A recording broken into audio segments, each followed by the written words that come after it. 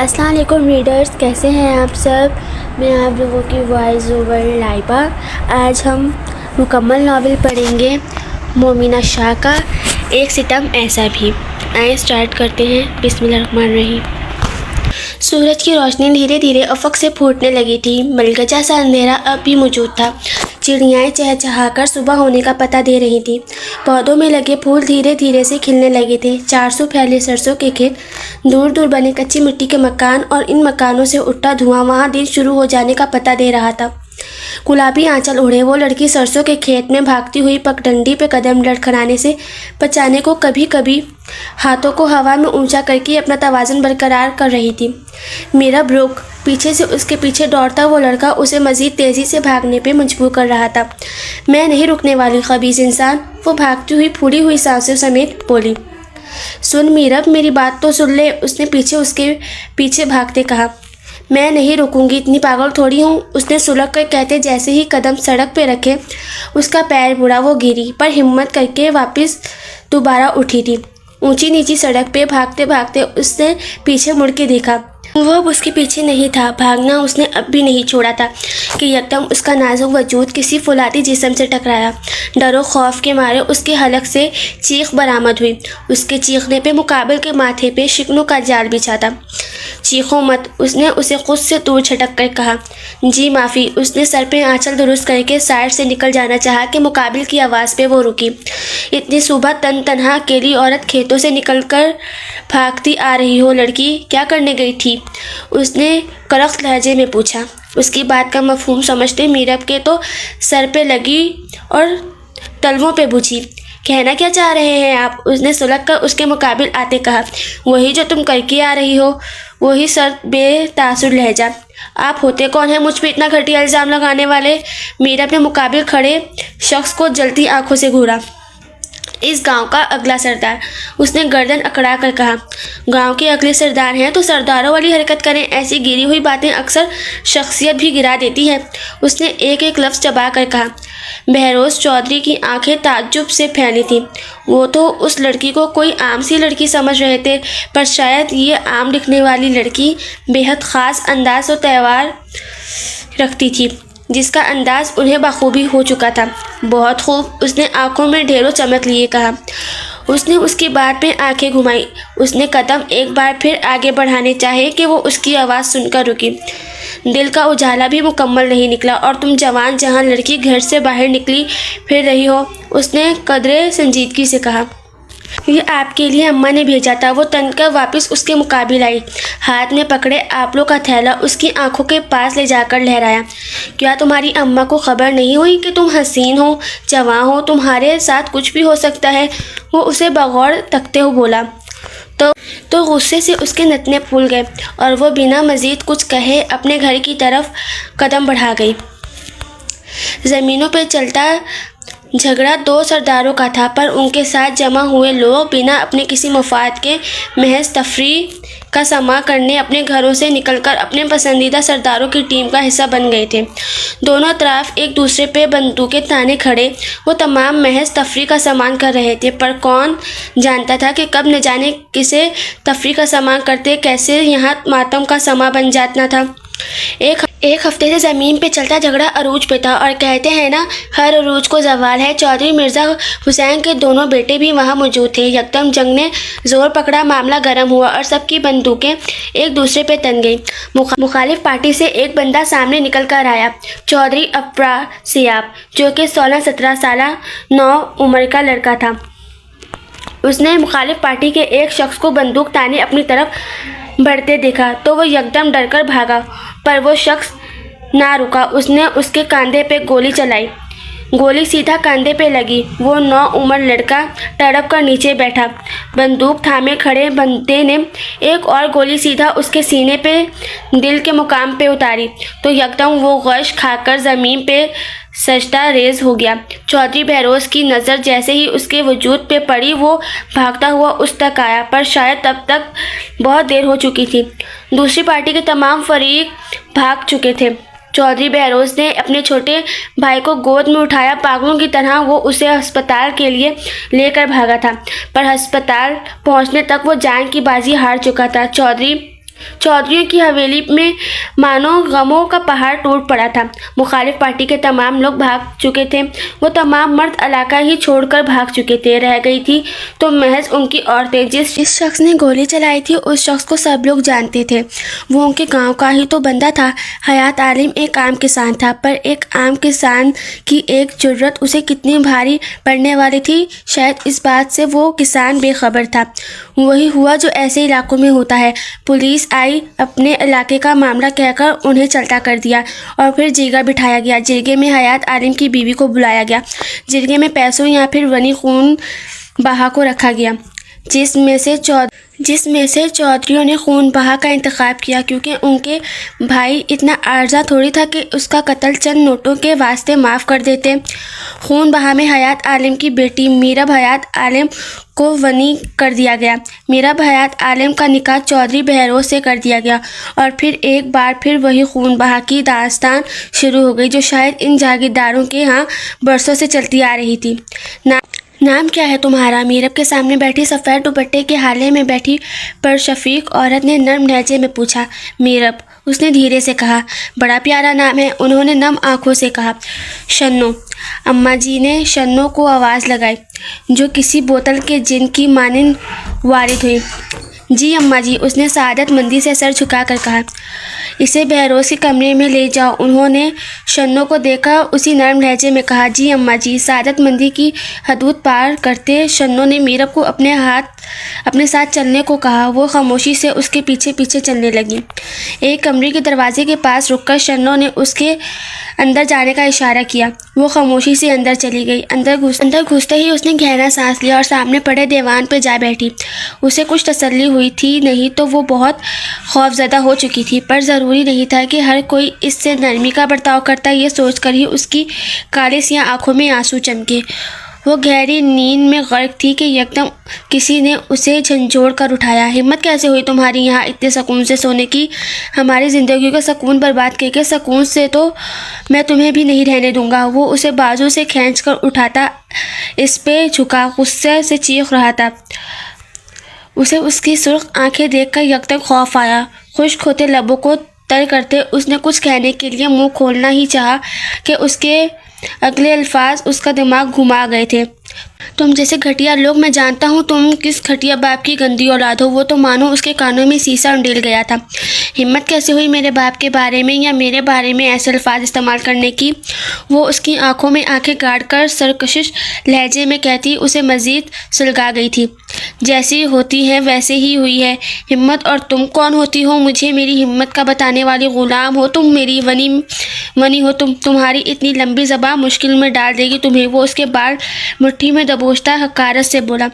अगर आप सोच रहे हैं ना कि मैं डर जाऊंगी और आपकी किसी गलत बात को बर्दाश्त करूंगी, तो ये आपकी सोच है। वो अभी भी बाज ना आई थी। वो उसकी हिम्मत देख तो मस्खर से हंसा था। बहुत देखी हैं तुम जैसी दो कौड़ी की औरतें। वो उसके बालों को मज़ीद सख्ती से दबोचता नफरत अमेज़ लहजे में बोला। देखी होंगी, पर मेरा हयात नहीं होंगी। वो उसकी गिरफ्त से अपने बाल आज़ाद करने की कोशिश करने लगी।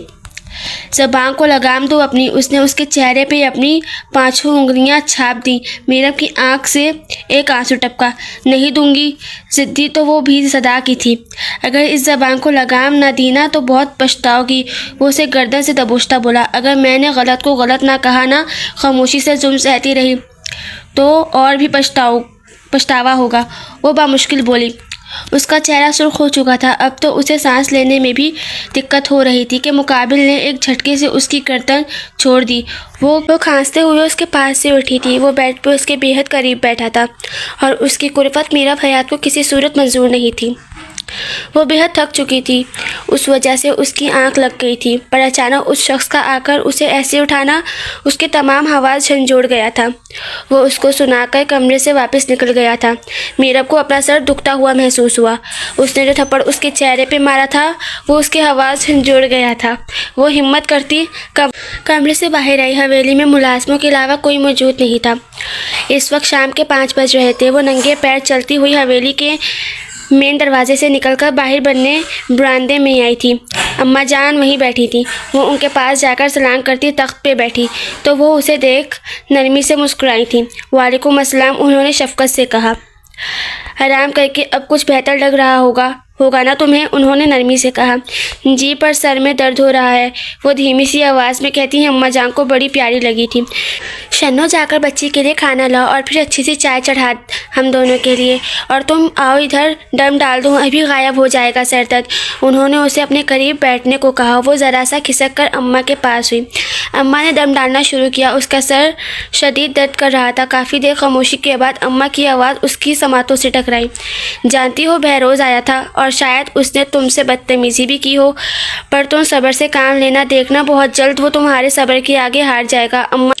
अम्मा ने उसके सर को दबाते कहा। दम शायद वो डाल चुकी थी। अम्मा जी, हर चीज़ पे हम औरतें ही क्यों सब्र करें? उसके लहजे की तलखी महसूस करती वो धीरे से मुस्कुराई थी। अगर सब्र नहीं करोगी तो कभी खुशियाँ नहीं आ पाएंगी तुम्हारे करीब। तुम जानती हो सुख हमेशा ढेरों आजमाइश के बाद मिलता है, फिर वो चाहे मर्द हो या औरत, दोनों को आजमाइश से गुजरना पड़ता है, उन्होंने नरमी से कहा। मीरा ने झट से आंखें खोलकर उन्हें तका। पर मैंने मर्द को कभी आजमाइशों में घिरा नहीं देखा, वो संजीदगी से बोली। पगली, ये जो बहरोज़ जिस दौर से गुजर रहा है, ये इसकी भी तो आजमाइश है। इसने अपने भाई को खोया है। ये जो आग इसके सीने में जल रही है ना, यही सबसे बड़ी आजमाइश है। और सबसे बड़ी बात, तुम दोनों का रिश्ता बहुत प्यारा है, बस अगर तुम दोनों वक्त पे समझ जाओ। उन्होंने उसके गाल पे हाथ रख कर कहा। क्या ज़मानत है इस बात की कि वो मेरे सब्र के आगे हार जाएगा? उसने उन्हें तकते नरमी से पूछा। मैं ज़मानत हूँ। मैं ये बात दावे से कह सकती हूँ कि वो तुम्हारे सब्र के आगे हार जाएगा। उन्होंने शफ़क़त से उसके माथे पे बोसा लिया। मुझे लगता तो नहीं, पर फिर भी कोशिश करूँगी, उसने आंखें मिटका कर कहा। सब्र कोशिश से नहीं किया जाता है, जब सब्र किया जाता है तो बस सब्र ही होता है, फिर उसको करने के लिए कोशिश नहीं करनी पड़ती, वो नरमी से बोली। सही, मैं सब्र करूँगी, उसने नज़रें झुका कर कहा। शन्नो इसके लिए खाना लाई। उसने खाना खाया। इतने में चाय भी तैयार हो चुकी थी। वो चाय लेकर आई। उसने और अम्मा ने चाय पी, फिर उसको एक सर दर्द की गोली दी। फिर वो देर अम्मा जी के साथ ही रही और रात 8 बजे अम्मा ने उसे उसके कमरे में भेज दिया। वो मन भर के होते कदम लिए कमरे में जैसे ही घुसी, वो सामने बेड पे एक शान से पड़ा न जाने किससे मोबाइल कान से लगाए हम कलाम था। उसको देख उसने कॉल काटी थी। उसकी आंखों में छुपी नफरत देख उसके पैर कांपे थे। वहाँ क्या खड़ी हो? क्या पत्थर का मुजस्मा बन गई हो? यहाँ आओ, उसने सर्द बेतासुर लहजे में उसे अपनी तरफ आने को कहा। चिच्ची वो छोटे छोटे कदम लेती जैसे ही उसके पास आई, उसने उसे हाथ से खींचकर बेड पे गिराया। वो यकदम उसकी आगोश में आ गिरी थी। वो इस वक्त बुरे से बुरे रवैये की उम्मीद कर रही थी, पर यह क्या, खौफ से उसके पैर कांप उठे थे। उसने उठना चाहा कि यकदम वो करवट लेकर उस पे मुकम्मल तौर पर झुका। राह फरार मुमकिन नहीं। उसने सख्त उंगलियां उसके चेहरे पे फेरते कहा। मीरब का सांस अटका था। मुझे पता था, मुझे देखकर तुम यूं ही पल में पिघल जाओगे। वो तमस्खुर से गोया हुई। हाँ, तुम्हें तो वैसे भी बड़ा तजुर्बा है ना मर्दों को पल में पिघलाने का। उसने भी सीधा खंजर से वार किया था। मेरे बारे में ऐसे अल्फाज ना इस्तेमाल करें। वो उसके कंधे पे हाथ रखती उसे खुद से दूर करने की जतन करने लगी थी कि वो यकदम उस पर मज़ीद हावी हुआ। दोनों के वजूद एक दूसरे से मुकम्मल तौर पर जुड़े पड़े थे। मेरा दिल जैसे अल्फाज इस्तेमाल करने को करेगा मैं वैसे करूँगा। और तुम होती कौन हो मुझे ये बताने वाली कि मैं तुम्हारे लिए कैसे अल्फाज इस्तेमाल करूँ? तुम एक कातिल की बेटी हो और तुम यहाँ अपने बाप के जुर्म की सज़ा काटने आई हो। ये अंदाज़, ये कॉन्फिडेंस तुम पे सूट नहीं करता। वो उसके बालों को अपनी मुट्ठी में कैद करता अपने लहजे में ढेरों नफरत समोए गोया हुआ। बीवी हूँ आपकी, इज़्ज़त की मुस्तहिक हूँ, नम लहजे में कहा गया। अच्छा, इतनी ही इज़्ज़तदार हो और इज़्ज़त की मुस्तहिक हो तो बताओ, इस दिन उन खेतों में क्या कर रही थी? वो उसका चेहरा दबोच कर घुराया। मैंने उस दिन बताया तो था कि मैं आपले लेने गई थी। वो नम लहजे में गोया हुई।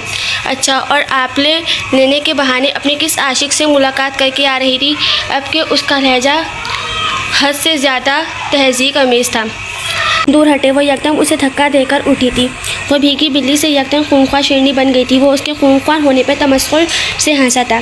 जिसमें खामी हो वो यूं ही भड़कता है। वो बेड की दूसरी साइड पे होता तंजिया हंसा था।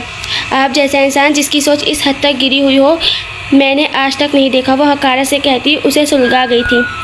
मैं कितना गिरा हुआ इंसान, इसका अंदाज़ा तुम्हें बहुत जल्द हो जाएगा। ज़्यादा मेरे मुंह लगने की ज़रूरत नहीं।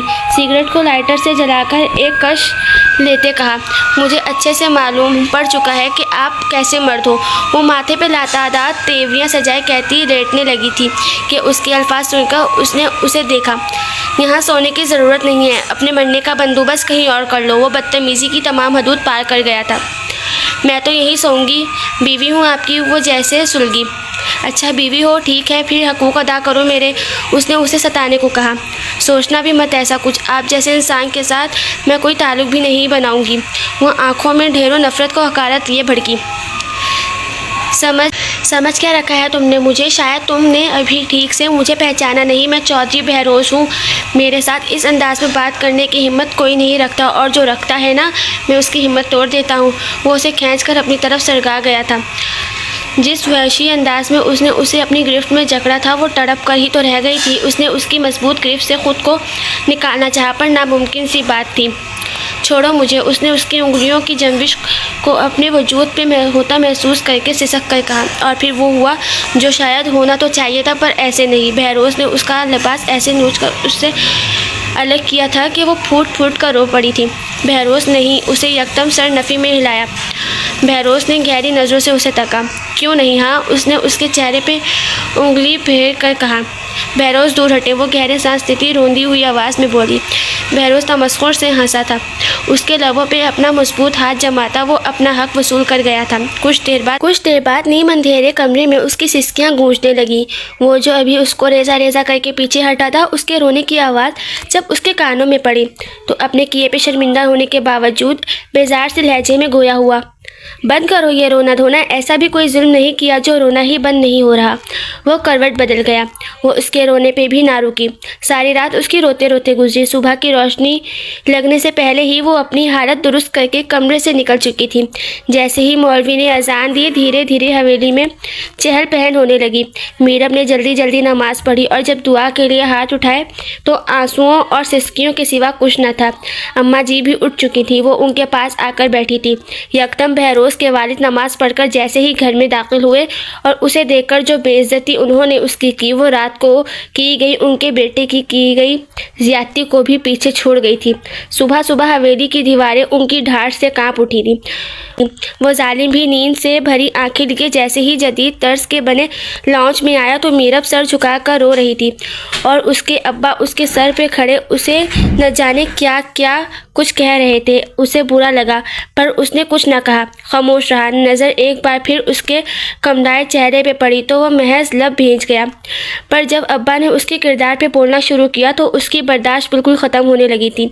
उसके दिमाग की रगें गुस्से से तन गई थी। वो यकदम भड़का। अब्बा मेरी बीवी के बारे में ऐसे अल्फाज आप कैसे इस्तेमाल कर सकते हैं? मुश्तइल हुआ। बीवी नहीं है तुम्हारी, ये वनी है। अब्बा चीखे। अब्बा गलत बात ना करें, निकाह करके लाया हूँ। वो जैसे भड़पा। हाँ, निकाह बेशक किया हो, पर इसकी हैसियत हमारी मुलाजमा से भी कम है। वो भी भड़के थे। मीरा फूट फूट कर रोने लगी थी। अम्मा जी ने यकदम उसे अपने सीने से भेजा तो वह मज़ीद सिसक उठी। अब्बा तनफन करते वहाँ से जा चुके थे और वो सामने खड़ा हाथों की मुट्ठियाँ भेज खड़ा अब उसे गुस्से से घूर रहा था। यकदम वो आगे बढ़ा, बग़ैर अम्मा जी का लिहाज किए उसे कलाई से थामता घसीटता हुआ कमरे में लेकर आया था। एक झटके से उसे बेड पे लाकर फेंका तो वह यकदम सीधी होकर बैठी। आइंदा से जब तक अब्बा घर पे हो कमरे से ना निकलना, उसने कमरे में तैश के आलम में चक्कर काटते कहा। ऐसा गलत कुछ उन्होंने भी नहीं कहा। जो आपने किया वो उससे ज़्यादा तौहीन अमेज़ था। वो उसके मुकाबिल खड़ी होती नम लहजे में गोया हुई। बकवास बंद करो, वो नज़रें चुरा कर बोला। बकवास नहीं है, ये सच है जिसे आप झुठला नहीं सकते। अरे आपसे बेहतर तो साहिल था। वो मेरी इज़्ज़त पे ताक लगाए बैठा था। जानते हो क्यों? क्योंकि मैं उसकी इज़्ज़त नहीं थी, पर आपकी तो इज़्ज़त थी ना। वो उसे देख अफसोस से कहती उसे गुस्से को मज़ीद हवा दे गई थी। क्या बकवास कर रही हो? हाँ, मैंने कोई गुनाह नहीं किया, समझी। वो यकदम भड़क उठा था। उसने उसकी गर्दन को अपनी मजबूत गिरफ्त में जकड़ा तो उसकी सांसें बंद होने लगीं। उसने उसे खुद से दूर करना चाहा, अपनी गर्दन आज़ाद करानी चाहिए, पर वो तो शायद गुस्से में आपे से ही बाहिर हो जाता था। आज तो की है ये बकवास, आइंदा करने के बारे में सोचना भी मत। और कौन है ये साहिल? वो उसकी गर्दन छोड़ता उसे बाजू से दबोच गया था। कोई नहीं है। वो अपनी सांसें बाहर करती उसे खुद से दूर झटक चुकी थी। मुझे अपनी चलाने वाली लोग बिल्कुल पसंद नहीं है, समझी तुम? वो उसे झंझोड़ कर बोला। पर मैं अपनी ही चलाऊंगी, मैं किसी के हाथ की गुड़िया नहीं बन सकती। वो अपना हाथ उससे छुड़ाती फुनकारती। उसके यही अंदाज बहरोज के गुस्से की वजह बन रहे थे। वो उसे बेड पर झटक कर खुद अलमारी से कपड़े लेता वॉशरूम में बंद हो चुका था और वो महज सिसक कर रह गई थी। वो अभी कमरे से निकलकर बाहर आई तो अम्मा वहीं बैठी थी। वो छोटे छोटे कदम लेती उनके पास आकर बैठी थी। उसने हाथ तो नहीं उठाया ना तुम पे? उन्होंने उसके बालों पे हाथ फेरते कहा। उसने गर्दन को ज़रा सा तिरछा करके उन्हें दिखाया और फिर खामोशी से सर को नफ़ी में हिला दिया। अम्मा जी ने गहरा सांस खारिज किया और उसे बगौर तका। जानती हो तुम वनी हो, जब भी तुम्हें यह सब सहना पड़ रहा है, बल्कि इससे ज़्यादा सहना पड़ता है वनी में आई औरतों को। पर तुम जानती हो, ऐसी भी औरतें हैं जो वनी नहीं होती। उन्हें धूमधाम से खुशी खुशी घर की बहू बनाकर लाया जाता है और फिर उनके साथ ऐसा सलूक होता है जैसा तुम्हारे साथ हो रहा है। वो उसका हाथ थामती नरमी से गोया हुई। अम्मा जी, अगर इनके साथ ऐसा सलूक होता है ना, तो वो अपने मायके जाकर बैठ जाती हैं, तलाक ले लेती हैं और अपनी ज़िंदगी आसान कर देती हैं। पर मुझ जैसी बनी हुई औरतें तो सब्र और बर्दाश्त से कुछ कर ही नहीं सकती। उसने शौकी हुई नज़रें झुकाकर कहा। 100% में से 75% औरतें बर्दाश्त करती हैं। ये कहना बिल्कुल गलत है कि वो तलाक ले लेती हैं या फिर मायके चली जाती हैं। ऐसा नहीं होता। इनके बच्चे इनके पैरों की जंजीर बन जाते हैं। वो अपने बच्चों की खातिर ख़ुद को मार देती हैं, अपनी ख्वाहिशों का गला घोंट देती हैं। उन्होंने कदरे अफसोस से कहा, काश अम्मा जी मैं वनी ना होती। ऐसे सलूक पे ना मैं आपके बेटे की ईंट से ईंट बजा देती। अपने बेबसी पे उसे एक बार फिर रोना आया। आंचल उसका हल्का सा ढलका तो गर्दन पे उसकी उंगलियों के निशान अम्मा की नज़र से पोशीदा ना रह सके। अभी वो उसे कुछ कहती, उसने अपना आंचल दुरुस्त किया। सामने वो शख्स सा तैयार लाउंज में आया। सोफे पे बैठ के उसने उसे एक नज़र देखा और फिर दोबारा नज़र झुकाकर अपने मोबाइल में मशगूल हो गया। तुमने इस पे हाथ उठाया है? अम्मा ने सख्त घेर लहजे में पूछा। उसने नासमझी से सर उठाया। जी अम्मा जी, उसने कुछ उलझन का शिकार होकर पूछा। तुमने मीरा पे हाथ उठाया है? उन्होंने सख्ती से दरियाफ्त किया। मीरा उसकी घूरी खुद पे देख एकदम सिटपटाई थी। नहीं अम्मा जी, ऐसा तो कुछ नहीं किया मैंने, उसने बमुश्क अल्फाज तरतीब दिए। तुमने नहीं किया तो किसने किया है? इसकी गर्दन पे तुम्हारी उंगलियों के निशान बाकायदा पड़े हैं। अम्मा के लफ्ज़ में सख्ती थी। अम्मा जी, वो गुस्सा आ गया था। उसने निगाहें झुका कर कहा। ये क्या बात हो गई, गुस्सा आ गया तो क्या बीवी के साथ ऐसा सलूक करोगे? उन्होंने उसे घरका। माजरत अम्मा जी, आइंदा ख्याल रखूँगा, उसने निगाहें झुका कर कहा। अगर आइंदा ऐसा कुछ हुआ तो बहरोज़ मैं तुमसे बात नहीं करनी, वो खुफगी से बोली। वो एकदम तड़प ही तो गया था। अम्मा जी, आप दूसरों की खातिर मुझसे ऐसे बर्ताव नहीं कर सकती। आप मेरी माँ हैं। आपका कहा पत्थर पे लकीर की मानिद है। आप ऐसे नाराज़गी की धमकी ना दिया करें। वो उठकर उनके कदमों में आ बैठा था और वो महज देख कर रह गई थी कि उसे अपनी माँ से इस कदर अकीदत थी। आप हमें शर्मिंदा नहीं करेंगे कभी कुछ ऐसा करके जिससे हमारी तरबियत पे हुर्फ आए, तो हम क्यों खफा होने लगे आपसे? उन्होंने नरमी से उसके चेहरे पे हाथ फेरा। अम्मा जी, मैं वादा करता हूँ अब तक जो कुछ हुआ वो हो गया, पर इसके बाद मैं कुछ भी गलत नहीं करूँगा। वो अदब से निगाहें झुका कर बोला और फिर जो उसने कहा था उसने वही किया। वो हैरान हुई थी। कोई शख्स अपनी बात का इतना पक्का कैसे हो सकता है? वो कमरे में होती तो वो उससे कलाम तक ना करता, चाहे अच्छा हो या बुरा। यह सिलसिला पिछले 4 माह से ऐसे ही चल रहा था। उसकी भी रूटीन काफ़ी बदल गई थी। वो सुबह उठकर शानों के साथ लगकर घर के कामों में हिस्सा लेने लगी थी। फिर बाकी का दिन अम्मा जी और पौधों के साथ गुजरता और इससे कभी सामना होता तो वो इस पे से निगाह फेर कर निकल जाता। अभी वो बाहर लगे पौधों को पानी दे रही थी। काले रंग का लॉन्ग का प्रिंटेड सूट पहने, बालों की लंबी चोटी बनाए खड़ी थी। पाइप लेकर वो दूसरी प्यारी की तरफ मुड़ी कि यकदम पाइप के सामने नमूदार होता वजूद पूरा का पूरा भीग गया। उसने बेसाख्ता हाथ मुंह पे रखे और पाइप ज़मीन पे फेंकती 2 कदम उछलकर पीछे हुई और वो यकदम भागती हुई अम्मा जी के पास पहुंची थी। वो काफ़ी देर तक इंतज़ार करती रही कि अब वो उसकी बेइज्जती करेगा, पर ऐसा ना हुआ। उसे कुछ तसल्ली हुई। शाम की चाय पीकर वो अम्मा जी की टांगें दबा रही थी कि वो अम्मा जी के पास आया, उन्हें सलाम करके पास पड़ी कुर्सी करीब खिसकाई और बैठा। मीरब ने चोर नज़र से उसे देखा। वो अम्मा जी की तरफ मुतवज्जा था। अम्मा जी, आपने बुलाया था? उसने अम्मा जी को तकते पूछा। हाँ बेटा, बुलाया था। उन्होंने उठते हुए मीरब के हाथ थाम कर रुके। मीरब ने उठकर कमरे से निकल जाना चाहा, पर अम्मा ने उसे रोक लिया। वो जानती थी अम्मा क्या बात करने वाली हैं। उसका दिल धड़का। वो बात जो तकरीबन 4 माह से पोशीदा थी, वो बात आज अम्मा जी इसे बताने वाली थी। वो बेहद खौफज़दा थी इसका रिएक्शन सोचकर।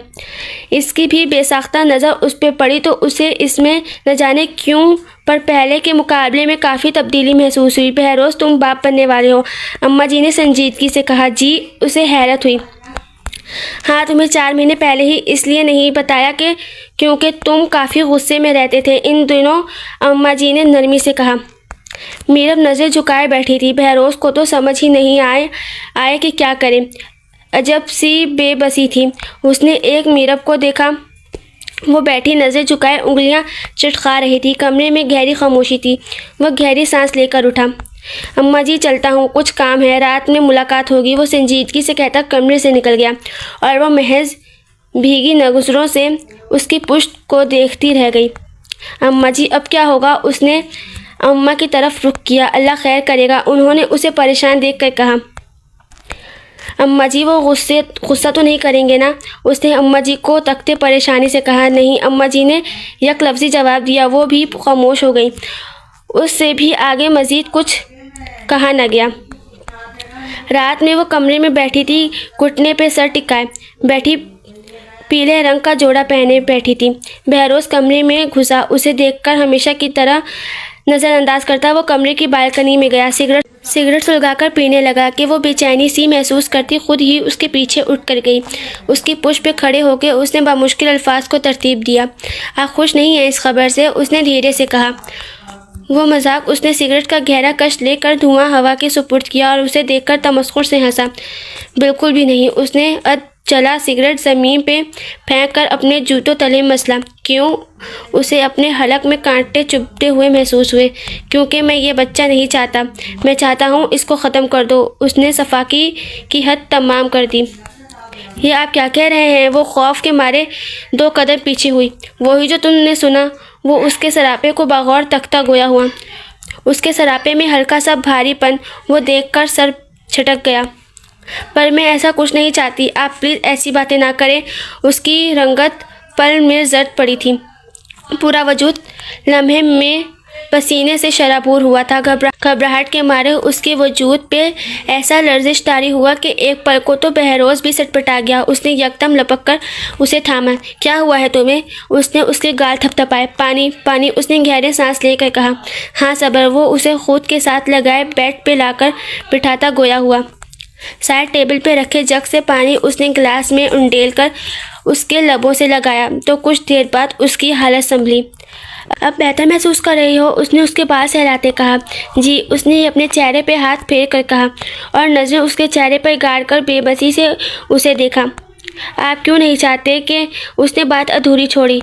तुम और मैं एक हेल्दी रिलेशनशिप में नहीं हैं। बच्चे का आना मतलब इसकी ज़िंदगी ख़राब करना। माँ बाप के ताल्लुकात का फ़र्क औलाद की शख्सियत पे बहुत पड़ता है और मैं नहीं चाहता कि किसी मासूम की ज़िंदगी ख़राब हो। वो संजीदगी से बोला।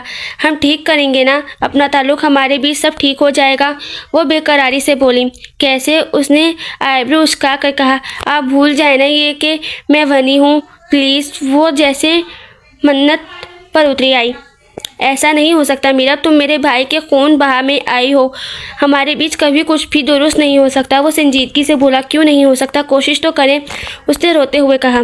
कभी कभी कुछ चीज़ें कभी ठीक नहीं हो सकती। वो उसके पास से उठा गोया हुआ। आप इतने संगिल ना बने। वो सिसकी।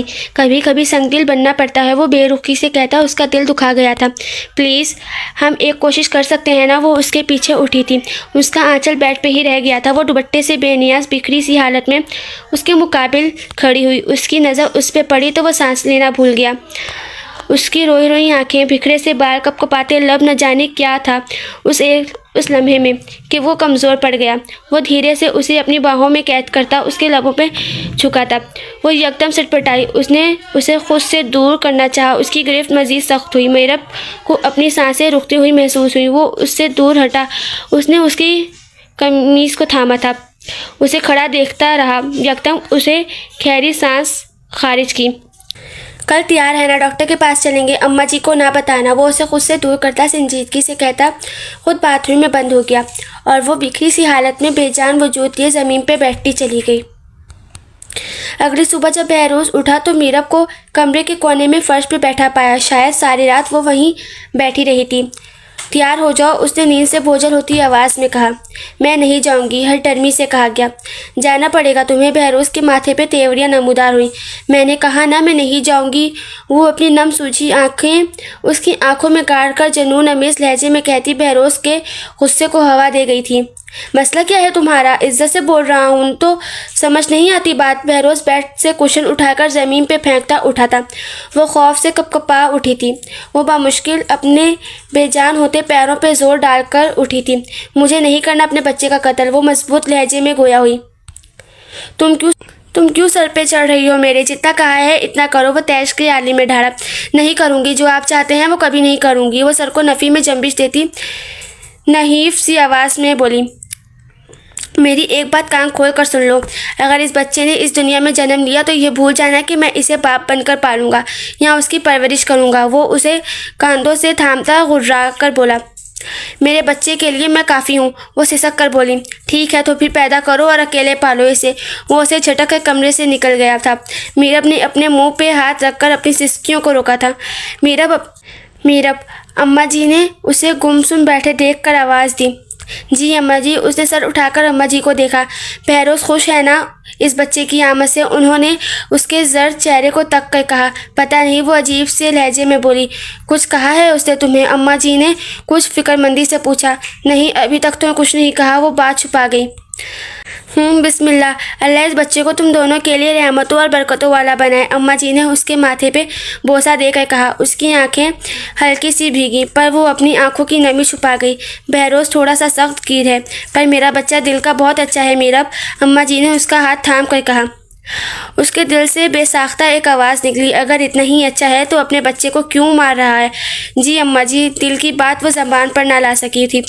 उसकी माँ जब मरी थी ना तो 9 साल का था वो, छोटा था, ना समझ, अम्मा जी ने नम आवाज़ में कहा। मीरा को यकदम झटका लगा। उसने हैरत से अम्मा जी की तरफ देखा। पर अम्मा जी आप तो? मीरब ने अम्मा जी को देख बामुश्किल अल्फाज तरतीब दिए। मैं इसके बाप की दूसरी बीवी हूँ। मेरी बड़ी बहन बहरोज़ की माँ थी। इसके इंतकाल के बाद बहरोज़ के अब्बा ने मुझसे निकाह कर लिया था। उन्होंने गहरी सांस खारिज करके कहा। आपने पहले कभी बताया नहीं। वो हैरान सी थी। अब बता दिया। वो धीरे से हंसी थी। और जो बहरोज़ का भाई था वो भी क्या आपका बेटा नहीं था? उसने कुछ हिचकिचा कर कहा। वो मेरा बेटा था, उसे मैंने जन्म दिया था। उन्होंने संजीदगी से कहा। आपको मुझसे नफ़रत नहीं महसूस होती? उसे हैरत हुई। नहीं, क्यों? मैं भला तुमसे क्यों नफ़रत करूं? वो नरमी से बोली। मेरा बाप आपकी औलाद का कातिल है, उसने याद दिलाया। और मेरा अल्लाह मेरी औलाद के कातिल को सज़ा देने वाला। वो पुरसकुन लहजे में गोया हुई। इतना सब्र कैसे है आप में अम्मा जी? उसे हैरत दर हैरत हुई। जब अपने अच्छे और बुरे का यकीन इस पाक ज़ात पर होना फिर सब्र आ ही जाता है। वो अपनी आंखों में ढेरों नूर लिए गोया हुई। आप जैसा सब्र हर किसी को क्यों नहीं आता?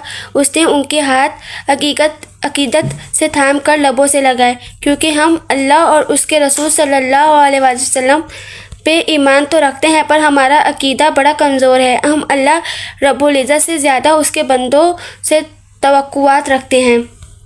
और जब उम्मीदें और यकीन दुनिया पर हों तो सब्र कैसे आएगा? उन्होंने मुस्कुरा कर कहा। वो भी धीरे से मुस्कुराई थी। हकीकत थी ये। हमें अल्लाह से ज़्यादा इंसानों से ही तो अच्छे की उम्मीद होती है। फिर भी अम्मा जी आपने अपना जवान बेटा खोया है। क्या आपको दुख नहीं हुआ था? क्या आपके सीने में बदला लेने की आग ने जन्म नहीं लिया था? उसे फिर भी इश्तियाक रहा।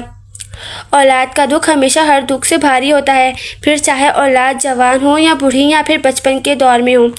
उसकी तकलीफ़ दिल को पाश पाश कर देती है। पता है, मैंने अपने बेटे के कत्ल का मामला अल्लाह की अदालत पे छोड़ा है। ये दुनिया क्या होगी, इनकी अदालत क्या होगी और इनका इंसाफ क्या होगा। देखो ना, अब भी तुम जैसी मासूम बेबस औरत को सज़ा काटने के लिए चुना गया, हालांकि तुमने तो कुछ नहीं किया था।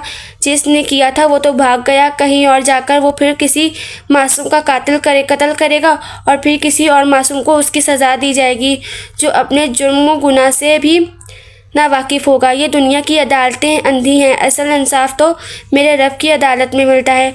वो तमकीनत से कहती मीरब को ताज्जुब में डाल गई थी। वो हैरत से उन्हें तक रही थी। वो उसे इस कदर हैरत से ख़ुद को तकता पाकर धीरे से मुस्कुराई थी। बहरोज़ की ज़िंदगी भी किसी आजमाइश से कम नहीं। उसकी ज़िंदगी का भी एक सियाह बाप है और वो मैं तुम्हें नहीं बताऊंगी। मैं चाहती हूँ तुम उसका एतमाद जीतो, तुम उसे जीतो, मोहब्बत से, वफ़ा से, तवज्जो से।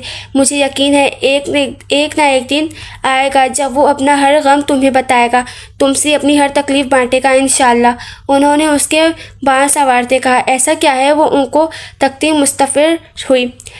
ऐसा समझो कि अगर ये कड़ी तुमने सुलझा ली ना तो तुम दोनों की ज़िंदगी खूबसूरत हो जाएगी एक साथ। उन्होंने उसे समझाया। पर वो तो मुझसे बात तक नहीं करते और अभी तो नाराज़ है काफ़ी, उसने बेचैनी से कहा।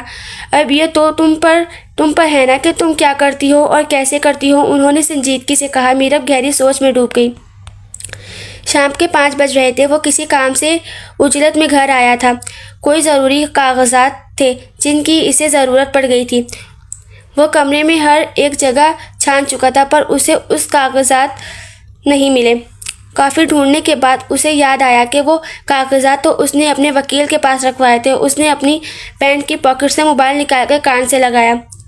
मीरब कमरे का दरवाज़ा धीरे से बंद करती अंदर आई थी। सुर्ख रंगत की शेफून का जोड़ा जिस पे हल्की हल्की एम्ब्रॉयडरी हुई थी, मोतिये के फूलों की खुशबू जैसा परफ्यूम लगाए, आंखों में गहरा काजल लगाए, होंठों पे सुर्ख जोड़े के साथ रंग सुर्खी लगाए, नाक में एक मोती वाली नथ पहने वो गज़ब ढा रही थी।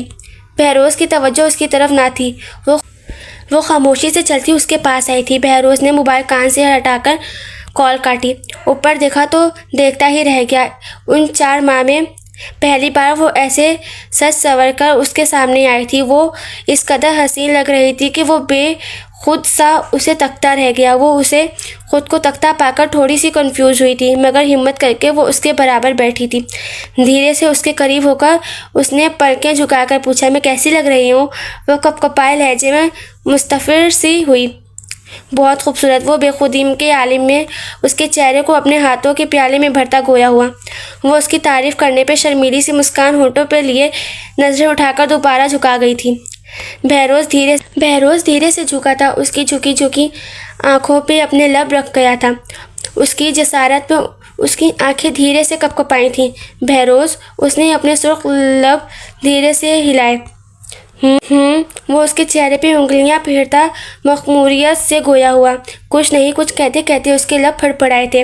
बहरोज़ की नज़र उसके कपकपाते लबों पर पड़ी तो वो बेखुदा होता उसके लबों पर झुका था। उसके लफ्ज़ में इस कदर शिद्दत थी कि वो कपकपा कर रह गई थी। लम्हा यूं ही सिरकते गए। मीरब का सांस रुकने लगा। मीरब ने उसकी गर्दन पे अपने नाखून गाड़े। वो धीरे से उसके लबों को छोड़ता, उसे बिस्तर पे गिराता उसे झुका था। उसकी गर्दन पे अपने दांतों का हल्का सा दबाव डाला तो मीरब सिसक उठी थी। उसने उसकी शर्ट का कॉलर को मजबूती से अपनी गिरफ्त में जकड़ लिया। लम्हे यूं ही फसोखेजी से बीतने लगे कि यकदम बहरोज़ का मोबाइल बजा। वो होश की दुनिया में वापस लौटा। उसे खुद से दूर करके उठा। चेहरे पे यकदम उसने हाथ फेरा। चेहरे पे नरमी ख़त्म हुई और सख्ती ने बसेरा कर लिया।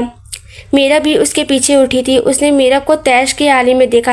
आइंदा से ऐसे सजे संवरने की ज़रूरत नहीं, इंतहाई बेहुदा लग रही हो। वो उस पर गुर्राता कमरे का दरवाज़ा ज़ोरदार आवाज़ के साथ बंद करता निकल गया और वो महज गहरी सांस लेकर रह गई थी। मुश्किल था उसके दिल तक रसाई हासिल करना, पर नामुमकिन नहीं था। वो किचन में लगी रात का खाना बना रही थी।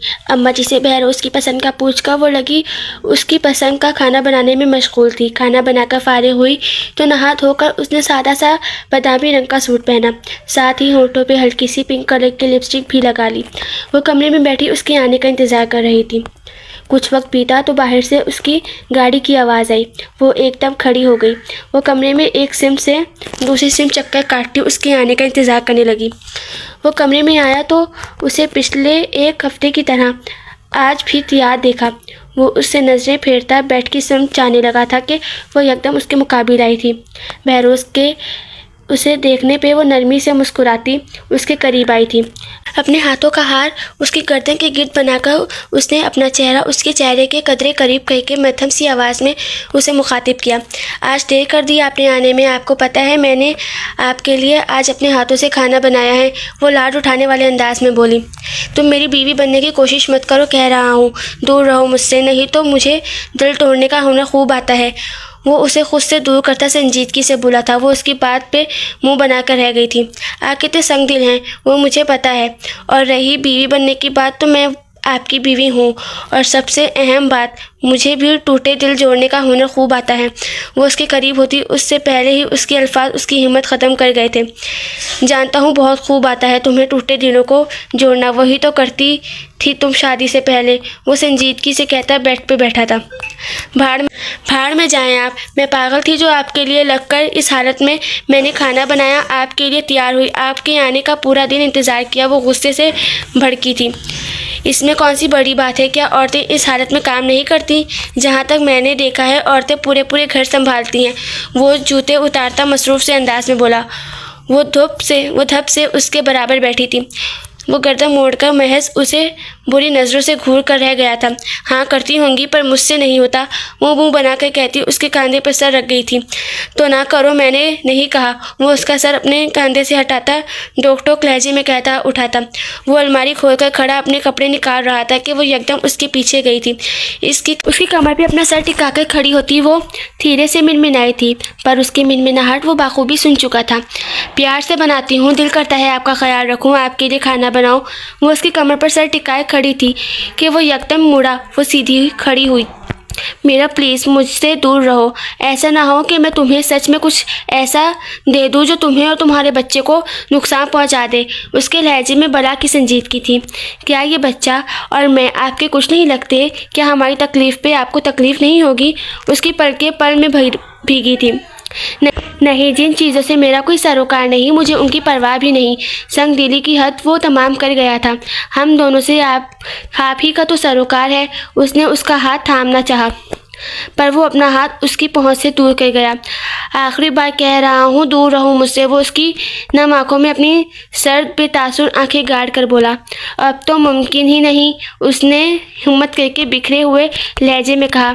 अपनी औकात मत भूलो, तुम्हारी हैसियत हमारे घर के मुलाजमों से भी बदतर है। उसने तलखी से कहा। अच्छा तो क्या जो इस बात आपने मेरे साथ किया वो आप अपनी मुलाजमों के साथ भी करते हैं? न जाने कैसे उसकी ज़बान से ये बात निकली। उसे खुद खबर ना हुई। आखिरी बार कह रहा हूँ, अपनी ज़बान को लगाम देना सीखो। वो उंगली उठाकर उसे वार्न करता अपने कपड़े अलमारी से झपटने के अंदाज में लेता वॉशरूम में बंद हुआ। वो नम आँखें लिए वहीं खड़ी रही। अब तक यहीं खड़ी हो, अब जो खाना बनाया है लाकर दोगी भी कि नहीं? वो बाथरूम से बाहर निकला, उसे वहीं खड़े देखकर भड़का। उसने चौंक कर उसे देखा। खामोशी से मशीनी अंदाज में कमरे से निकल गई थी। वो महज उसे जाता देखकर रह गया। कुछ देर बाद वो दोबारा कमरे में आई थी, खाने की ट्रे हाथ में थामे अपने हल्के से भारी सरापे समेत। न जाने क्यों वो चौधरी बहरोज़ के दिल में घर कर रही थी। उसने उसके सरापे से नज़रें चुराईं। मीरब ने खाना लाकर बेड पे उसके सामने रखा। वो खाना खाने लगा तो वो सोफ़े पे जाकर बैठ गई। मीरब ने कोई बात न की, खामोश बैठ गई। बहरोज़ के लिए उस खामोशी में नवाले निकलना मुश्किल सा हो गया, पर खैर वो खाना खा कर ही हटा। वो दोबारा उसी अंदाज में आई, बर्तन उठाए और कमरे से निकल गई, और बहरोज़ महज लब भेज कर रह गया। वो ऐसे ही इसे मनाने के जतन करती रही, पर वो शायद कोई पत्थर था जिसमें दरार कर पाना मुश्किल सी बात थी। उसका 8वां महीना शुरू हो चुका था। उसका सरापा पहले से ज़्यादा भारी होने लगा था। उसे डॉक्टर ने बताया था कि इसके जुड़वा बच्चे हैं, पर इसने ये बात बहरोज़ को नहीं बताई। जितने दिन बीतते जा रहे थे इतनी उसकी हालत बदतर होती जा रही थी। अब भी वो अपना सूजा वजूद लिए बाग में कुर्सी रखे बैठी थी कि न जाने वहाँ कि वो वहाँ से बरामद हुआ। मोबाइल पे लगा वो किसी से तेज़ लहजे में बात कर रहा था। मीरब ने उसे देखकर सर झटका। बहरोज़ की इस पे नज़र पड़ी तो वो चलता इसके पास आया। अम्मा जी बता रही थी तबीयत ठीक नहीं, तुम्हारी क्या हुआ है? वो उसके सामने दूसरी कुर्सी खींच कर बैठा मसरूफ़ से अंदाज में मुस्तफ़र सा हुआ। ऐसी हालत में तबीयत वैसे ही बेजार रहती है, अम्मा जी ऐसे ही परेशान हो जाती हैं। वो धीरे से बोली। बहरोज़ ने नज़र उठाकर उसे देखा। उसकी हालत सच में बज़ाहिर भी बहुत अजीब हो रही थी। वो हसीन और नाजुक नकूश दब से गए थे। उसका नाक भी शदीद किस्म का सूजा हुआ था। वो उसकी नाक देखकर कमीनगी से हंसा था। अपनी नाक देखो तुम, हा हा हा, तौबा पूरी नमूनी लग रही हो। वो अपना बेसाख्ता उमटता कहकर रोक नहीं पाया था। क्या हुआ है मेरी नाक को? उसने अपनी नाक पे हाथ रखकर कहा। कुछ नहीं, हा हा हा, वो बामुश्किल बोला। आप क्यों हंस रहे हैं मुझ पे? वो रूहान सी हुई। कुछ नहीं, मैंने तो कहा था अबॉर्ट करवा लो बच्चे को, पर तुम ना मानी। अब भुगतो। वो पल में संजीदा हुआ था। आपको शर्म नहीं आती ऐसी बात करते? उसे अफसोस हुआ। बिल्कुल नहीं, उसने रुख मोड़ कर कहा। आप प्लीज़ यहाँ से उठ जाएं, इस वक्त मुझे शदीद गुस्सा आ रहा है। वो बिगड़े नक्श समेत गोया हुई। फिर कहूँगा औकात मत भूलो, वो संजीदगी से कहता तनफन करता वहाँ से निकल गया था। मीरब अपने सर की पुश्त कुर्सी की पुश्त से लगा गई थी। और फिर वो दिन आया जब उसने 2 बच्चों को जन्म दिया। उसके घर एक बेटी और एक बेटा पैदा हुआ। अम्मा जी और अब्बा जी बेहद खुश थे। वो खुद भी बेहद खुश थी। उसको सब ने बहुत फ़ोन किया पर वो ना आया। मीरब को अगले दिन हॉस्पिटल से डिस्चार्ज किया गया। वो घर आ गई। वो अपने बच्चों को साथ बिस्तर पे लिटाए खुद भी उनके बराबर पड़ी थी। बहरोज़ कमरे में आया। बच्चों पे नज़र तक डालना भी ज़रूरी ना समझा उसने। मीरब का हल्क सूखा, उसकी आंखें नम हुई थी। वो सोफे पे बैठा मोबाइल में ऐसे गुम था जैसे न जाने उसके कौन से ख़जाने उसके मोबाइल में पड़े हों। आप आए नहीं अस्पताल? उसने गहरी खामोशी तोड़ते कहा। वो बिना जवाब दिए हनूस अपने मोबाइल में गुम था। उसे दोबारा हिम्मत करके उसे मुखातिब किया। बहरोज़, मैं आपसे बात कर रही हूँ, उसने उसे तकते नम लहजे में कहा। मुझे तंग करना बंद करो। ये बात अव्वल रोज़ ही तय हो चुकी थी कि इस बच्चे से मेरा कोई सरोकार नहीं। वो बिना निगाह उठाए बेजार से लहजे में बोला। बहरोज़, बस भी कर दें। आपकी मुझसे नफ़रत समझ आती है कि मैं आपके भाई के कातिल की बेटी हूँ, पर यह तो आपका अपना खून है, आपकी अपनी औलादें। इनको किस बात की सज़ा दे रहे हैं आप? उसकी आंखों से आंसू भल भल बहने लगे थे। प्लीज़ अपना लेक्चर बंद करो, सर में दर्द करके रख दिया है। सर्द महरी की दीवार पहले से ज़्यादा ऊंची हो चुकी थी। वो खामोश रही। उससे आगे तो उससे एक लफ्ज़ भी ना कहा गया। दिन तेज़ी से गुजर रहे थे। आज उसके बच्चे पूरे 1 माह और 10 दिन के हो चुके थे।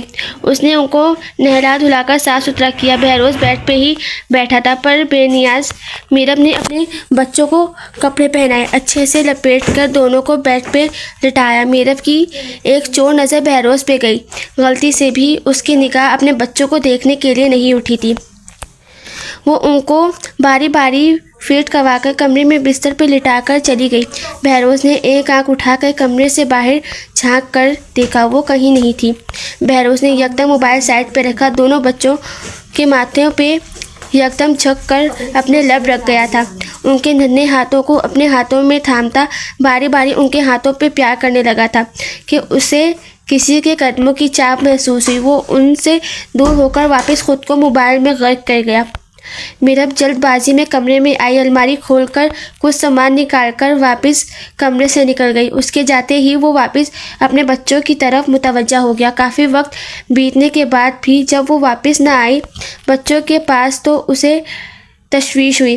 वो कमरे से निकलकर लॉन्ज की तरफ आया। सामने सोफे पे बैठा शहरोज़ चहक चहक कर मीरब और अम्मा जी से बात कर रहा था। वो शुरू से ऐसा था, हर किसी से जल्दी खुल मिल जाने वाला। तुम कब आए? बहरोज़ ने अंदर आते कहा। मैं अभी आया हूँ। मुझे पता चला मेरे यार ने मुझे याद किया और मैं झट से चला आया। उसका कहका बेसाख्ता था। नौटंकी इंसान, कभी तो इंसान बनो। बहरोज़ हंसते हुए उसे बलगीर हुआ। अबे इंसान ही हूँ, बस तेरी तरह आदम बाजार नहीं हूँ। शहरोज़ कहका लगा कर बोला। हाँ वो तो दिख रहा है। वो मुस्कान दबा कर कहता शहरोज़ को जला गया था। ज़्यादा बक मत, शहरोज़ ने मुंह बनाया। बैठ जा। बहरोज़ ने सोफे पे बैठते उसे भी बैठने को कहा। बैठ रहा हूँ, तेरे बच्चों को देखने आया हूँ इतनी दूर से, वो खुश इखलाकी से बोला। बहरोज़ के चेहरे पे यकदम संजीदगी तारी हुई। उसने महज इतना ही कहने पे इत्तफाक किया कि यकदम मीरब की आवाज़ ने उसे चौंका दिया। मैं लेकर आती हूँ दोनों को, वो चहक कर कहती कमरे की सिमत रुक कर गई थी। अम्मा जी भी उनको मुस्कुरा कर देख रही थी। और सुना, क्या हाल है? बहरोज़ ने उसे मुखातिब किया। एकदम मस्त हाल है, बहरोज़ ने कहकर लगा कर बताया। वो दिख रहा है कमीने, शहरोज़ ने कमीनेपन से आँख मारी। दोनों की नज़र एक साथ मीरब की तरफ उठी थी। मीरब की गोद में दोनों बच्चे थे। बहरोज़ एक नज़र देखकर नज़रें फेर गया। शहरोज़ एकदम पुरजोश होता उठा था। उसने मीरब की गोद से दोनों बच्चों को लिया। शहरोज़ बच्चों को लेकर बहरोज़ के पास आया, उसी के बराबर बैठ गया। हैरत की बात है, वैसे भाभी लड़की कौन है, लड़का कौन? शहरोज़ दोनों के गोल मटोल चेहरों को देख हैरत से बोला। ये बेटी है, इसका नाम अम्मा जी ने दानीन रखा है, और ये बेटा है, इसका नाम अब्बा जी ने जुल्कुरनैन रखा है। वो चहक कर शहरोज़ को बता रही थी। वह बड़े ही एक जैसे नाम हैं, बिल्कुल इन दोनों जैसे। वो उसे देख हंसा था। मीरब भी हंसी थी। दोनों के अंदाज से ऐसा नहीं लग रहा था कि दोनों पहली बार मिल रहे हैं। वैसे मीरब, तुमने यूनी में एडमिशन क्यों नहीं लिया? शहरोज़ ने संजीदगी से पूछा। वो मैं लेना चाहती थी एडमिशन, पर अचानक ये सब कुछ हो गया, फिर निकाह हो गया और अब बच्चे हैं, तो अब तो बिल्कुल ही मुश्किल बात है। वो धीमे लहजे में गोया हुई। अरे पागल, मुझे पता होता ना तुम यहाँ हो, मतलब मेरे अपने चाचू के घर, तो मैं तुम्हें खुद लेने आता और तुम्हारा यूनी में एडमिशन करवाता, और अब भी मैं ऐसा ही करूँगा। अपनी पढ़ाई छोड़ने की कोई ज़रूरत नहीं। बच्चों का क्या है, कुछ घंटे ये निकम्मा संभाल लिया करेगा। शहरोज़ ने चहक कर तमाम बात ख़त्म की। मीरब महज धीरे से गर्दन हिला गई थी। और रही बात बहरोज़ की, तो इसका हाल गुस्से से बुरा था। ये बात बर्दाश्त कर पाना मुश्किल हो पा रहा था इसके लिए कि कोई इसकी बीवी से ऐसे हक जिताते लहजे में बात कैसे कर सकता है। तुम दोनों जानते हो एक दूसरे को? बहरोज़ ने सूखे लबों पे ज़बान फेर कर कहा। हाँ, बहुत अच्छे से, शहरोज़ ने चहक कर कहा। अच्छा, कैसे जानते हो तुम दोनों एक दूसरे को? बहरोज़ के अंदाज में मीरब की रीढ़ की हड्डी सनसनाई थी। अरे ये फरिश्ते की बेस्ट फ्रेंड है, हॉस्टल में रहा करती थी कराची में, और फरिश्ते भी वहीं रहती थी। अब हैदराबाद से कराची जाने में भी 2 घंटे तो लग ही जाते हैं ना। वो मगन से लहजे में बच्चों को प्यार करता बोला। अच्छा, बहरोज़ ने मीरब की आंखों में आंखें डालकर ऐसे अच्छा कहा कि मीरब का हलक कुछ गलत ना होते हुए भी सूख गया। मैं इनको रूम में ले जाती हूँ, सो रहे हैं दोनों, जाग जाएंगे तो फिर रोएंगे, कोई काम नहीं करने देंगे। वो बच्चे शहरोज़ से लेकर अपने कमरे में चली गई थी। बहरोज़ ने शहरोज़ को चेंज करके फ्रेश होने का कहा और उसके पीछे कमरे में गया तो वह बिस्तर पे परेशान सी बैठी थी। उसने यकदम उसकी कलाई से थामकर अपने मुकाबिल खड़ा किया था। वो कटी पतंग की मानिंद उसके सीने से लगी थी। तुमने मुझे क्यों नहीं बताया? तुम जानती हो शहरोज़ को? उसके लहजे में शोलों की लपक थी। जी, वो मुझे खुद आज पता चला कि शहरोज़, वो सहमे हुए लहजे में बात अधूरी छोड़ गई। ना मत लो, शर्म नहीं आती किसी गैर मर्द का मेरे सामने नाम लेते? वो उसे दीवार से लगाते गुर्राया। पर प्लीज़ मुझसे दूर रहें, उसने खुश्क होता हलक तर करके कहा। क्यों दूर रहूं? हक रखता हूं तुम पर भी और तुम्हारे इस दिल पे भी, उसने खून आशाम नज़रों से घूरते कहा। प्लीज़, मेरे मुंह से गलती से निकल गया वो सिसकी। प्राय मर्द का नाम मेरे सामने, अपने शौहर के सामने गलती से निकल गया। उसका बाजू जनूनियत से दबोचा। माफ़ कर दें, बेख्तियार निकल आने वाली सिसकी को दबाकर कहा। कैसे कर दूं माफ़? उसने सर झुकाकर उसे घूरते कहा। आपको क्या हो गया है? अचानक से वो हैरत से सहमी हुई नज़रें उसकी तरफ उठाकर बोली। बहुत खूब, अब तो तुम्हें मुझ पे फॉल्ट ही दिखेंगे ना। एक बात कान खोल कर सुन लो, सोचना भी मत कि मैं तुम्हें छोड़ूंगा। वो उसकी गर्दन दबोचता जनूनियत से कहता मीरब को मज़ीद सहमा गया था। जब तक कमरे की खामोश फिज़ा में बच्चों के रोने की आवाज़ गूंजी। वो बच्चे रो रहे हैं, दूर हटे। वो उसके सीने पे हाथ रखती, उसे खुद से दूर करती कपकपाए लहजे में गोया हुई। तुम्हें क्या लगता है तुम बच्चों का बहाना बनाकर मुझसे बच जाओगी? सोचना भी मत। वो उसके बाजू पे अपनी गिरफ्त पहले से भी ज़्यादा मजबूत कर गया था। बहरोज़, वो रो रहे हैं, वो नम पलकें उठाकर गोया हुई। ठीक है, कसम खाओ तुम्हें शहरोज से मोहब्बत नहीं। बहरोज ने अपना दायां हाथ दीवार पर रखकर मजीद उस पर झुकते कहा, मैं कसम खाती हूँ मुझे उनसे मोहब्बत नहीं। पर वो नज़रें झुकाए मजबूत लहजे में कहती, बात अधूरी छोड़ गई थी। पर क्या? वो बेताबी से मुस्तफ़िर हुआ। पर मुझे आपसे मोहब्बत है बेहद। उसने नज़र उठाकर उसे देखा तो उसके चेहरे पे नरमी के बजाय सख्ती थी। चेहरे के तासुरात रख थे। मजाक बना रही हो मेरी बेबसी का? वो उसका चेहरा दबोचता भड़का था। कैसी बेबसी? क्या हुआ है आपको? प्लीज़ छोड़े। वो बामुश्किल खुद को उसकी गिरफ्त से आज़ाद करवा पाई थी। जाओ अपने बच्चों को देखो, मुझसे तुम्हें वैसे भी कोई सरोकार नहीं। वो उसे बेड की समत धकेलता उखड़े लहजे में गोया हुआ, ये बच्चे आपके भी हैं बहरोज। वो दानीन को उठाती प्यार करने लगी थी। उसे धीरे से अपने सीने से लगाए वो चुप करवा रही थी। पर मुझे नहीं चाहिए थे, टूटे हुए लहजे में कहा गया। तो फिर उस रात मेरे करीब ही ना आते। अब कि वो भी भड़की थी, तंग आ चुकी थी वो हर वक्त की इसकी इस गर्दान से कि उसे बच्चे नहीं चाहिए थे। क्या मतलब ना आते? क्यों ना आता हूँ? क्यों ना आता? हाँ, बीवी हो मेरी, हक है मेरा, और मेरा अब भी जब दिल करेगा मैं आऊँगा तुम्हारे करीब। वो भड़का था। मैंने ये नहीं कहा कि आपका हक नहीं है। जैसे मुझ पे आपका हक है ना बहरोज, वैसे ही आप पे मेरा भी हक है। मेरे हकूक़ का क्या कभी सोचा आपने? मेरे हकूक़ के बारे में, या बस अपने ही हकूक़ याद रहते हैं आपको? उसकी आंखें पल में भीगी। क्या चाहिए तुम्हें? और अच्छा खाती हो, पीती हो, पहनती हो, बच्चे तक है तुम्हारे, इस घर की मालकिन बनकर फिरती हो, और क्या चाहिए? वो उसकी बात पे भड़क ही तो उठा था। क्या बस एक औरत की ज़रूरत यही सब होता है? उसने दानीन को बिस्तर पे लिटाते कहा। तो और कौन सी ज़रूरतें होती हैं जो पूरी नहीं हो रही? हाँ, सबसे अहम ज़रूरत तो काफ़ी अरसा हुआ पूरी ही नहीं की मैंने। शायद तुम इसी की बात कर रही हो। चलो आज वो भी पूरी कर देता हूँ। वो उसके करीब आता बेड पे उसके मुकाबिल बैठा था।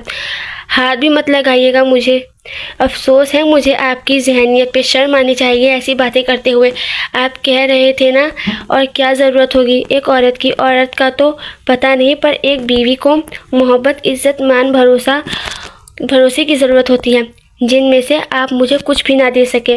वो उंगली उठाकर उसे वार्न करते लहजे में गोया हुई।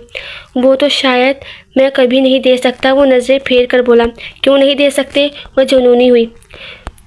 मुझे नहीं पता क्यों, पर बस नहीं दे सकता। उसके लहजे में बला की सख्ती थी। वो 2 पल के लिए बेबसी और खामोशी से उसे देखती रह गई। आप क्यों हैं इतने संगदिल बहरोज? ये देखें, ये हमारे बच्चे हैं। अगर हम ऐसा करेंगे तो इनकी ज़िंदगियों का क्या होगा? ये तो मासूम बिखर कर रह जाएंगे। वो उसके करीब होती, उसके हाथ थामकर मोहब्बत से गोया हुई। मुझे पता है ये बिखर जाएंगे, पर मैं खुद को बिखरा हुआ हूँ, इनको कैसे समेटूंगा? उसके गहरे सवाल पर वो धीरे से मुस्कुराई। मैं आपको समेट लूँगी, और फिर हम दोनों मिलकर कभी अपने बच्चों को बिखरने नहीं देंगे। वो उसकी आंखों में आंखें डालकर नम लहजे में गोया हुई। तुम्हें नहीं पता मीरा, पर मैं बेहद बिखरा हुआ हूँ। वो धीरे से अपने हाथ उसके गाल पे रखता उसके गाल सहलाने लगा था। क्यों हैं आप इस कदर बिखरे हुए? वो उसके मज़ीद करीब हुई थी। मेरी माँ एक बदकिरदार औरत थी दुनिया की नज़रों में, मेरे बाप की नज़रों में मैं, पर वो बदकिरदार नहीं थी। वो तो एक अजीम औरत थी। अब्बा जी के किसी दोस्त ने उनसे कहा कि उनकी हवेली से अभी कोई कूद कर निकला है, यकीनन उनकी बीवी का आशिक होगा। उसकी आंख से एक मोती टूट कर गिरा था। मीरम ने उस अनमोल मोती को अपनी उंगलियों के पोरों पे चुन लिया। अब्बा जी घर शदीद गुस्से में आए और मेरी इन आँखों के सामने मेरी माँ के सीने में गोलियां उतार दी। मेरी माँ मर गई, मैं तन्हा हो गया। तुम जानती हो, सारी ज़िंदगी मैंने अपने अम्मा अब्बा को लड़ते देखा, और फिर उन्होंने मेरी माँ को मार दिया। एक बार भी इनका दिल ना काँपा, उनके हाथ ना काँपे। और फिर अब्बा ने मेरी खाला यानी अम्मा जी से शादी कर दी। सारी ज़िंदगी इनकी भी कोई मेरी माँ से मुख्तलिफ ना गुजरी। ताने तशने मारपीट ही देखी उन्होंने। तुम बताओ मीरा, जिस इंसान ने कभी खुशहाल घराना खुद ना देखा हो, वो अपने बीवी बच्चों को कैसे खुश रख सकता है? बहुत मुश्किल है ये। वो बिखरे हुए लहजे में गोया हुआ। आप जानते हैं आप बिखरे हुए हैं, इसीलिए आप कभी चाह कर भी अपनी औलाद को बिखरने नहीं देंगे। वो नम लहजे में गोया हुई। पर तुम्हें तो बिखेर चुका हूँ ना। मैं जाने अनजाने में वो उसे तकता गोया हुआ, पर मैं नहीं बिखरी। मुझ में आज भी बहुत उम्मीद और हिम्मत है। मैं आज भी वैसे ही दामन बिखेरे खड़ी हूँ। बस चाहिए तो महज मान, भरोसा, इज्जत और मोहब्बत। उसकी आँख से आंसू लड़ियों की मानिंद बह निकले थे। वो उसे खुद में भेजता अपने सीने से लगा गया था। तुम जानती हो हमारी पहली मुलाकात याद है तुम्हें? मुझे तो तुमसे तब ही मोहब्बत हो गई थी। वो उसके माथे पे अपने लब रखता मोहब्बत से गोया हुआ। अपने बच्चों को तो देख ले, उसने मुस्कुरा कर कहा। देख चुका हूँ बहुत बार। वो उसके गाल सहलाता लब दबा कर गोया हुआ। कब? वो हैरान हुई। जब जब तुम इन्हें तन्हा छोड़कर कमरे से बाहर जाती थी, मैं इन्हें के साथ अपना वक्त बिताता था। वो नरमी से गोया हुआ। आप कितने बदतमीज़ हैं। मैं कितनी परेशान रहती थी ये सोच सोच कर कि आपने अपने बच्चों को एक नज़र भी नहीं देखा, और आप थे कि वो बुरा मनाती उसके पास से उठने लगी थी कि एकदम उसने उसे खींचकर खुद में कैद किया था। मुझे बदतमीज़ कहने की हिम्मत किसी में नहीं। वो उसे तकता मसनूई गुस्सा चेहरे पर लाता बोला, माफ़। वो उससे माफ़ी मांगने लगी थी कि वो उसके लबों पे अपनी शहादत की उंगली रखता उसके अल्फाज गुम कर गया था। तुम ना बहुत बुद्धू हो। वो हंसता हुआ उस पे झुकने लगा था कि वो एकदम उसे खुद से दूर छटकती कहका लगाती कमरे से निकलने ही वाली थी कि बहरोज ने उसे लपक कर उसकी पुश्त से उसे अपनी बाहों में भरा था। कहाँ भाग रही हो? उसकी गर्दन पे लब रखते पूछा गया। खाना बनाना है, छोड़े। वो गुलनार चेहरा लिए लब काटती गोया हुई। पर मैं तो कुछ और। वो उसे खुद में मजीद भेज कर गोया हुआ। प्लीज़ हटे। वो उससे खुद को छुड़वाती भागी थी। वो कहका लगाता अपने बच्चों की तरफ मुतवज्जा हो गया था। हाँ, उसकी ज़िंदगी कठिन रही थी, पर अब उसकी ज़िंदगी बहुत आसान होने वाली थी। उसने अपने बच्चों को गोद में उठाकर अपने सीने से लगा लिया था। वह कमरे के दरवाजे के पीछे से खड़ी उसे देखती आसूदगी से मुस्कुराई थी। ख़त्म शुद। आप लोगों को ये नावल कैसा लगा ज़रूर बताइएगा कमेंट सेक्शन में, और अगर बैकग्राउंड में कोई आवाज़ें वगैरह हो तो उसको इग्नोर कर दीजिएगा।